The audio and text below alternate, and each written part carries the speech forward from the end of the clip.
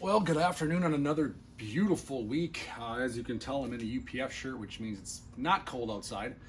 I'm looking outside at a darn near 90-degree heat index today on Sunday. It is the mid 80s out. There's a slight breeze, nothing but sun. You could absolutely fool me that the date on this video says October 1st. So here we are again, just playing with weather, playing with this weather emotional roller coaster of things and finding out what these fish want and how to adapt and how to change and how to be versatile. It's just the nature of the beast. The good news is if you love the open water world and this is your thing, you still have plenty of it. Water temps are still upper 60s. I even saw 70.5 degrees today, 71. A lot of 50 or 66 to 68, 69 degrees is very common. We are behind schedule for sure for October 1st. It is not cooling off. And if you look at the forecast the next few days, 80s, warm, 70s. Not until the end of next week do we see anything where the water is going to start to really drop. So this is kind of what we're seeing. I'm going to show you some ways we're catching our fish. I have fished West Metro area lakes. I have fished Minnetonka a whole bunch. I've kind of been a little bit all over the place this last week chasing down some fish. I caught them a variety of ways, but 3 patterns seem to emerge. And there's so many ways you can catch your fish. I've talked to a lot of anglers in the last few days, and I'm going to show you 3 ways that we seem to really be doing well. But outside of these 3 ways, you're going to see other opportunities from people like spinnerbaits, crankbaits, still fishing a jig, flipping a jig catches a lot of fish. Topwater frogs catching a bunch of fish, buzzbaits in the morning. Those are some things that are definitely working. So I'm just showing you some things that are working for me, but a lot of things are working right now in the bass world. We'll talk bass. That's going to be specific. Walleyes, though, are starting to move shallower again. You're catching them in 8, 9, 10, 12 feet of water. So they're starting to slowly trickle towards their fall haunts where the bait fish are sliding where they need to be. Pike, they seem to be all over the place. We're catching pike at 2 feet. We're catching pike at 15 feet. They are absolutely gluttons for punishment right now. They just want to eat, and they are feeding very effectively. So it's a great time of year to just get out and go fishing.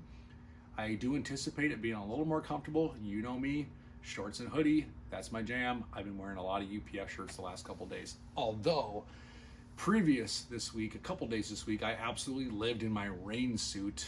Thank goodness for my Blackfish Gear Aspire suit. That has been on my body a lot this last week. We have seen a ton of rain. A ton of rain that wasn't even predicted. But we're prepared. Got the rain suit in the boat, throw it on, and we keep fishing. So how are we catching our fish? We caught a ton on a wacky rig. You've seen me talk about that this week. That's been a very dominant presentation. Wacky rig, anywhere from 3 to 10 feet of water seems to be key. That key zone is probably like 4 to 7, I feel like 4 to 8. And you cast out there, you feed some line, you flick the bail, you don't do anything. And I've had a lot of clients this week where it's really trying to get it across their heads. Just let it sit. You're not working this back to the boat. Just throw it out there, feed it some line, flick the bail, and just don't do anything for a handful of seconds. And then pick up that line a little bit, maybe just a little shimmy shake as you're working it in, and just dead stop again and let it sit. Let that fish come over and find it and pick it up. These fish are sitting in that mid-depth range right now, I feel like, and they're not necessarily just sprinting and crushing baits as much. They're opportunistic. So when that lure comes by them or hits them in the face or is in their zone or more of a reactionary measure, that's when you're getting your bite. So let that thing soak, let it go down there. The wacky rig is catching a pile of fish. We're using a 7.76 medium action rod, 15, 20 pound braid main line. I have a 8 to 10 pound fluorocarbon leader and your favorite wacky rig hook. Pretty simple, nothing too over the top. The other way we're catching a bunch of fish is on chatterbaits, and that's nothing new. You're probably like, okay, Matt, you're beating a dead horse. Well, a little bit, but I'm using that mini stealth, that mini chatterbait a lot this last week. This is a condensed version of your typical jackhammer chatterbait. Smaller blade, smaller body, less silicone, smaller hook, and I'm using a smaller trailer. So just overall, a smaller, more packed down version of the chatterbait. It vibrates a little differently. It fishes a little more effectively, I think, through some of this cover. So I switched to that mini jackhammer, and I've caught a lot more fish on that this week. Still, for the most part, fishing the same setup with it. I got this one. I actually ran braided main line, so I'm fishing like a 30 pound braid to like a 10 pound fluorocarbon leader, chucking that around. I'm using a 7'6" heavy action rod. I actually still have a handful of these Shimano. I love these, you know, when magnesium reels came out years and years ago, I really gravitated towards them.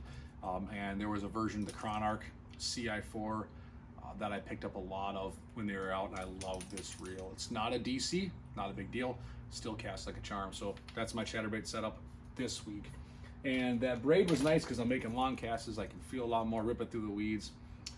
That seemed to work well. The other way, we're catching a bunch of fish right now, and I wanted to show you how I'm rigging this. You've seen me talk about the Hail Mary Nedhead jig, right? They come in a variety of sizes, all your favorite colors. I'm using chartreuse, shocker, I get it. And cool thing about this jig, we've talked about this, flat bottom, football head shape, great plastics keeper, barbarian hook, all the things you want. Same setup on my rod and reel that you've seen me talk about. I'm gonna have that braided line to fluorocarbon leader. I got a Vanford on there, life is good. But here's what I'm doing different than your typical Ned presentation. I'm doing two different things because I want a faster fall. I want to get right down there right now. I don't want to flutter down. I'm not fishing a deep weed line. I'm kind of like just hitting that immediate weed line in 6-7 feet. I want it to plummet quick, and I want to see if there's a fish there.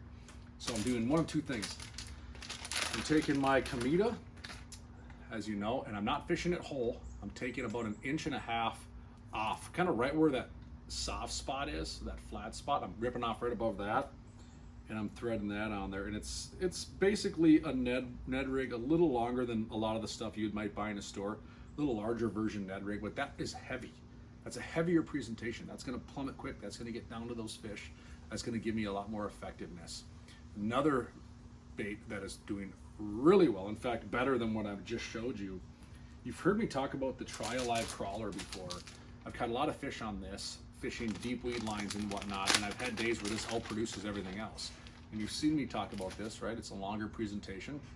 Similar to what I just showed you, I'm doing it with this. Taking about 1.5 inches off that, shortening it up, and I'm throwing this on this same Hail Mary, and this has been our dominant presentation lately. It's just super tasty. You got about a 4-inch presentation. It fishes really quick. I got best of both worlds. I got speed, I got finesse and attraction with the way that tail fishes. I mean, look at that compared to like your Cometa, real supple. And this has caught us a pile of fish. Very versatile. I can throw it into 4 feet. I can throw it into 10 feet. I can pitch it in the pocket near a dock. I can go on the outside weed line. I can throw it on tops of rocks. I can fish largemouth. I can fish smallmouth. Very versatile presentation. This has been what's working probably the best for us this past week when I'm fishing, let's say your spinning rod setup, jig worm, Ned rig, that variation. That's caught a pile of fish. This week, honestly, I anticipate the exact same thing I just talked about. I anticipate wacky rig, this setup we just showed you, chatterbait, buzz baits in the morning a little bit, a variety of flipping jigs. I anticipate the same kind of bite we just experienced this last week. Now we're going to talk next week, and I think as we see a little bit of colder, cooler weather, and things will hopefully change for the good, shallow migration, heavy hitting fish, super aggressive. We're going to finally see what we should be seeing right now. But this next week, don't put away the UPF shirts. Keep the water in the boat. Be hydrated. It is going to be toasty at least the first half of this next week. It's going to feel like summer, and we're going to continue to find these patterns holding true.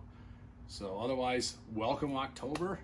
Here we go. We're gonna rock and roll. I'm probably gonna hit you up with a couple more weeks of fishing reports, and then I have to shift gears into working sport shows, ice fishing shows, believe it or not. Start thinking that a lot. So my open water reports will end probably in a couple weeks, and maybe I'll look at picking them back up once we really start hitting the ice fishing season in December, and I'll start an ice fishing report. So otherwise, enjoy the week, have some fun. Hello October, and we'll catch you next time. Be safe out there.